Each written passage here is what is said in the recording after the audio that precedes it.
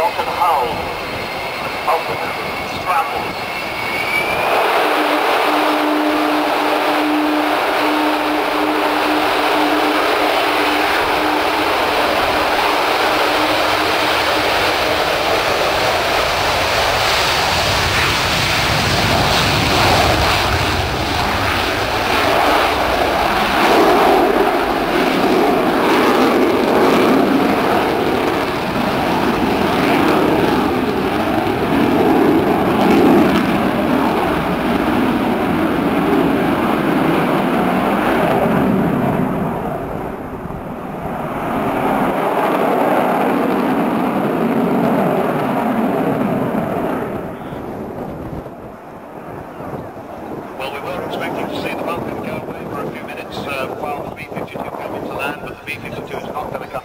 Straight away, so we expect to see the Vulcan go straight into her display. And what's the fact that the most fantastic sight, it's just like the old days, nipping in and out of the clouds there.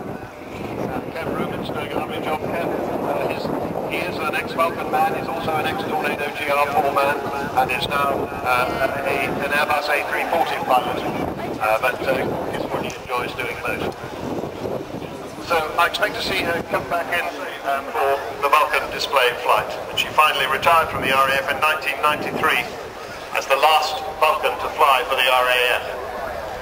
So, ladies and gentlemen, here she is. The Avro Vulcan X-Ray Hotel 558 from your right.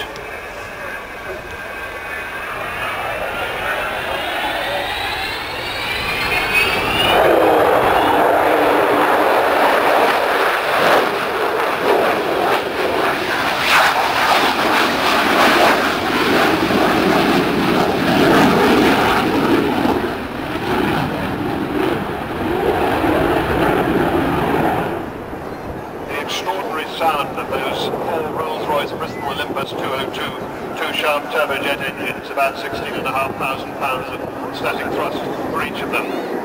But of course, when this aircraft did its last flight in 1993, nobody believed that it would ever fly again, or that we would ever see a Vulcan.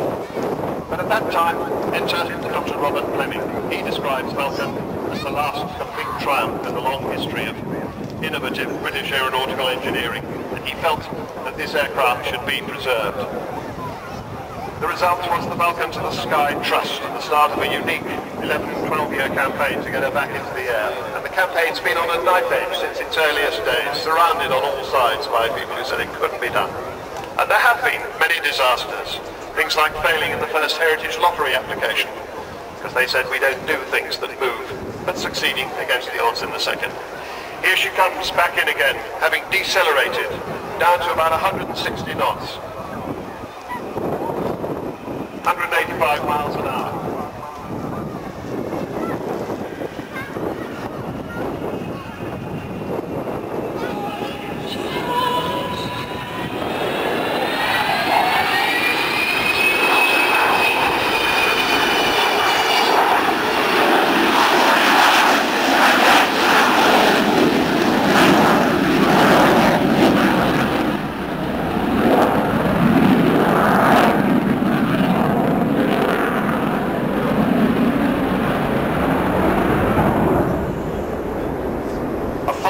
Climb, and the air brakes coming out now as she descends. The air brakes stick out top and bottom of the wing.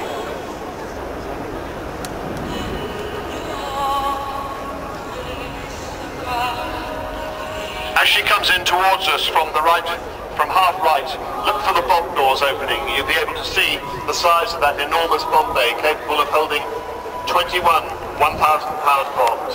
Not very far off the kind of load that the Lancaster bomber carried during the war, at its maximum, absolute maximum weight.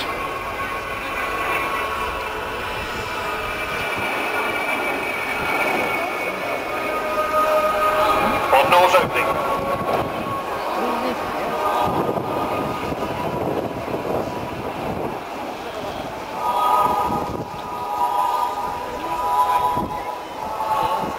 Will close as she comes by this time. There's been huge support for this from the CAA and from Marshall Aerospace, so the engineering authority.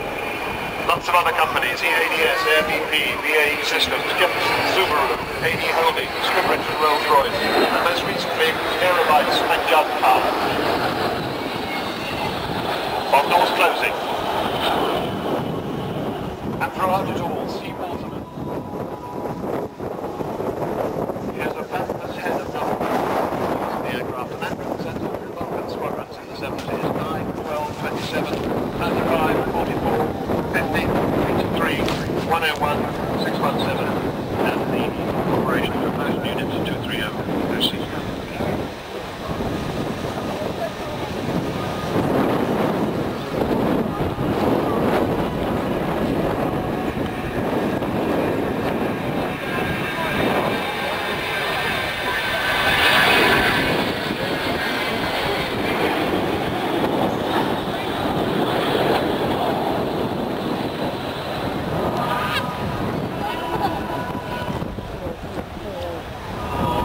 Watch as she spirals up into the heavens.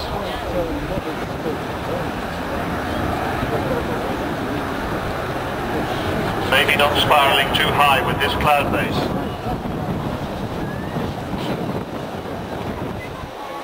Despite all of the magnificent money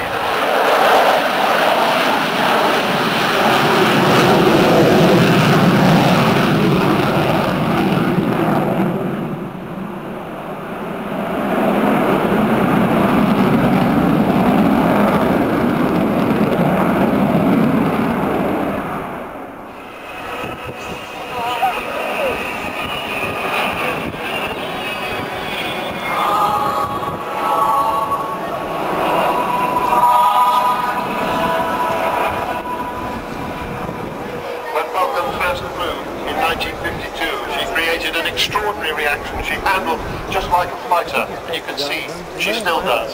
That's almost the end of her display. You can see that interesting size comparison. She's actually about the same size as a small Airbus airliner. The wingspan of the Vulcan is 111 feet. The A318 has a length of 111 feet. Length of the Vulcan 105, wingspan of the Airbus 103. So about the same size, but of course she's solid, not cruciform. So, crabbing into wind, quite a strong crosswind from the net. Sideways. That room is the drift off just before she touches down. It's a GR formation, doing that kind of stuff. Straightening her up now.